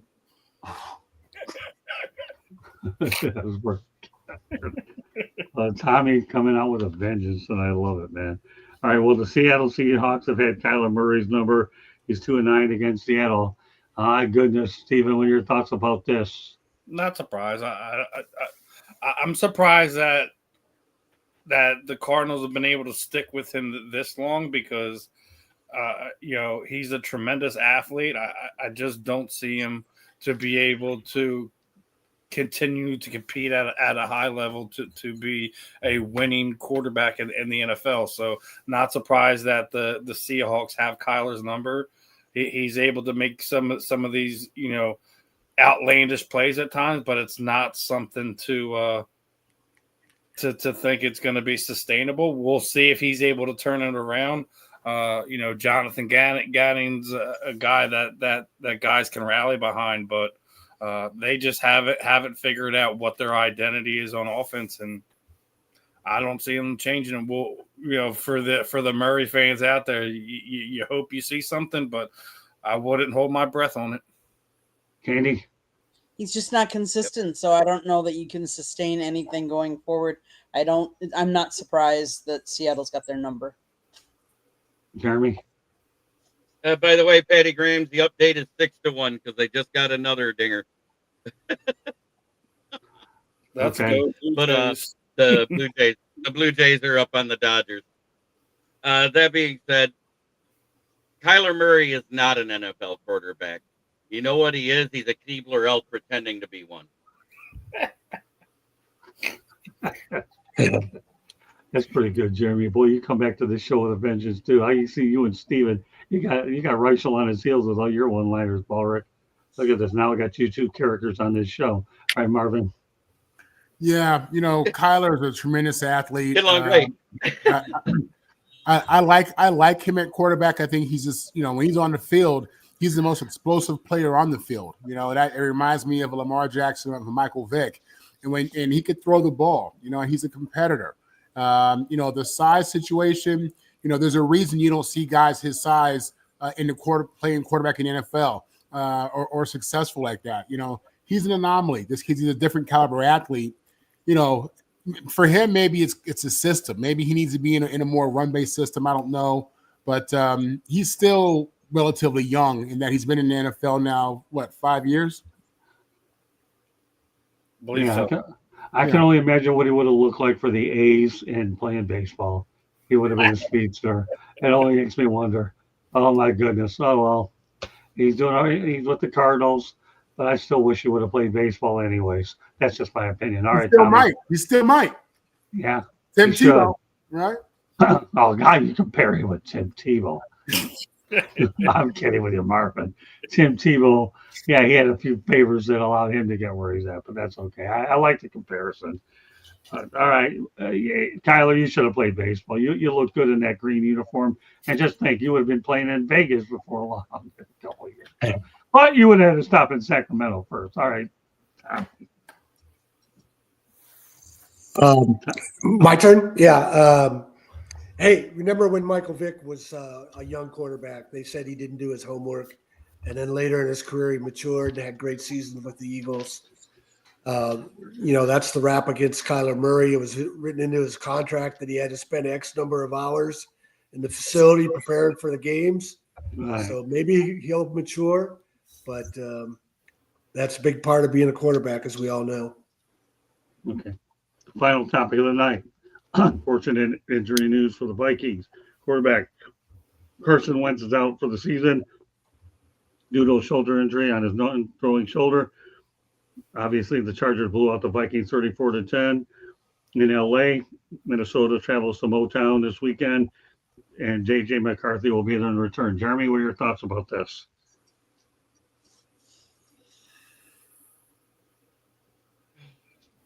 Jeremy? I'm looking right now. Okay. Doing his research on the fly, multitasking. Okay. Steven's waiting for you to go out there and put it out there so he can laugh at you a little bit more. Yeah. I let him laugh.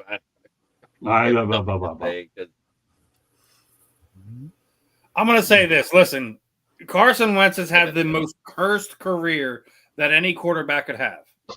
Was the number 2 overall pick in 2016, had the Eagles' magical run in 17. I still don't think they make the Super Bowl with just a Nick Foles that year. He's been in 6 different cities over the last 6 years. Played the better part of the last 3 weeks with a basically a completely torn out shoulder. It just showed he's tough, man. He's tough. He's just had the worst breaks for it. And Minnesota, who was trying to return to the playoffs and continue their winning ways, you'd have to guess that they're going to be in the market for at least a backup quarterback. The fact that J.J. McCarthy was injured early in the season with that high ankle sprain. So it's rough if you're a Minnesota Vikings fan. Carson Wentz, that might be the end of him. I'm not sure. how he's going to respond to that. I've already felt like he had some mentality issues with everything. I felt like he has matured, but that might be the end of him. Shoulder injury. You don't know how that's going to go, but what are your guys' thoughts? Yeah, I spent time with Carson once. One of the nicest people you ever meet, too. I'm glad at least he has a Super Bowl ring in his pocket when it's all said and done, even as a backup, even though he did a heck of a job leading the Bulls to that point. He should have been the MVP that year. I don't care what anyone says. No, I think I wouldn't disagree with you on that. Jeremy, anything you want to add to that? I know you were doing a little bit of research and all. Oh, yeah. And they already announced J.J. McCarthy as a starter, and right now the only backup they got is Max Brosmer. Do you think they regret letting Sam Howell and Daniel Jones walk out the building yet? Yeah, I agree. But I'm going to digress. They're going to bring Kirk Cousins back for a retirement tour. J.J. McCarthy was practicing the last 2 weeks in a limited fashion, and they said he looked good enough to play, and they still started Wentz. Why? Their offensive line is more porous than a fishing net. I was waiting for that. That was good. Candy, and you deal with this guy on Fire Up on Thursday night? Really? Seriously? Really? I know. Look it up. On the country club? Yep, exactly. Let's face it. Minnesota, I don't know what they're doing. I mean, they're almost like Cleveland Brown. Look at the Browns. They had how many quarterbacks to start the year, and now they're down to how many? Now, Minnesota's going to be out there shopping. I feel bad for Carson. Carson has had the worst luck, like you said, Steven. I mean, he's played with some bad offensive lines. He's taken a lot of hits over his career, and but yet, he's got the ring. But Minnesota, I mean, do I wish I don't wish injuries on any team, on any player. But someone in my division, I'm not too sad about having. I don't see you drinking the sympathy Kool-Aid. Okay, Marvin. Yeah. I just had a front. What was the subject was Minnesota quarterback. Yeah. Carson Wentz and the Vikings. I've never been in love with Wentz. I've never been in love with him at all. I didn't believe in him and said I didn't believe he was really that special. It was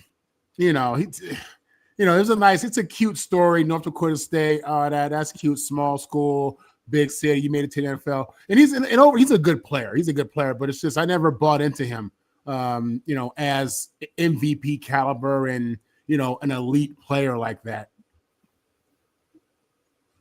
Tommy. Yeah, who let Darnold and Daniel Jones go? Is Kevin O'Connell tied to J. McCarthy or somebody in administration? Because I hate seeing Kevin O'Connell tied to J.J. McCarthy. We don't know how his career is going to turn out. Go ahead. But they knew what they had with Sam Darnold. They had a guy they could win with. It's Fuzzy. Fuzzy's the GM. And, the Rams said they couldn't win with Jared Goff, and we'll see what he does with the Lions. But I like Kevin O'Connell. I hate seeing him having his career. He was a quarterback whisperer last year, and now he's tied to J.J. McCarthy, and who knows if McCarthy's going to turn out. Okay, well, you know what? We have a little bit of time. So, you know what, Tommy?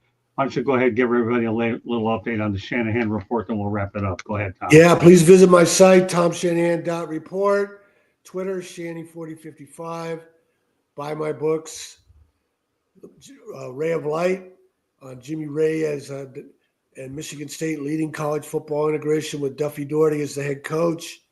And then The Right Thing to Do with Michigan State coach Duffy Daugherty's impact coast to coast through his assistants who followed his blueprint of ignoring the unwritten quota in college football of limiting black athletes to about a half dozen a team. And then the great courageous pioneer athletes who desegregated Southern programs in the face of the KKK and Jim Crow, like Jerry Levias at MSU and Warren McVeigh at Southern Methodist, Warren McVeigh at Houston and Bob Grant at Wake Forest and others. All right, great stuff. All right, well, as we get out of here real quick, Jeremy, let everybody know how they can get a hold of you.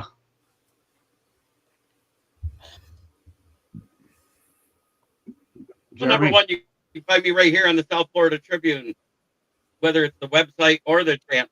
I'm talking. You don't hear me? No, I hear you. Go ahead. Keep going. Okay. Because I was talking. Okay. You threw me off when you said my name in the middle of my sentence. Oh, well, that's okay. It won't be the first football I've thrown. It won't be the last. You can find me right here on the South Florida Tribune. Great stuff. On our network, Candy's co-host. You can find me right here on the South Florida Tribune on Tuesday. Okay. No, I'm not interrupted. Go ahead. I'm quiet for a change. You also find me on my channel. He's tongue-tied. My goodness. I think there's a delay, and I think that's what's happening. Yeah, okay. Delay. No big deal. He's on in the Country Club Flyer Up. He's on here. Okay, Marvin, go ahead. Yes, you can catch me on the South Florida Tribune Tuesday evening, Wednesday morning, Wednesday evening. You can catch me on Locked On USC Monday and Friday. You can catch me on USCJ weekly. You can catch me on all the handles. Marvin on the mic, Marvin Powell III on Facebook. Yeah, Marvin joins us on the Wednesday Night Sports Exchange and tell him what it's like. Marvin, is that a wild show or what? It is a wild show. We get real wild. Yeah, I tell you, I love having you on that. I tell you, I love having you on that wild show. All right, Steven, go ahead, put it out there. Give me something good now. What's on your agenda? You haven't done it in a little while. Now I'm looking for an agenda, Mr. Reichel. Well, obviously, as Marvin was just alluding to, we're going to be on tomorrow morning from 11 to 1 right here on the South Florida Tribune.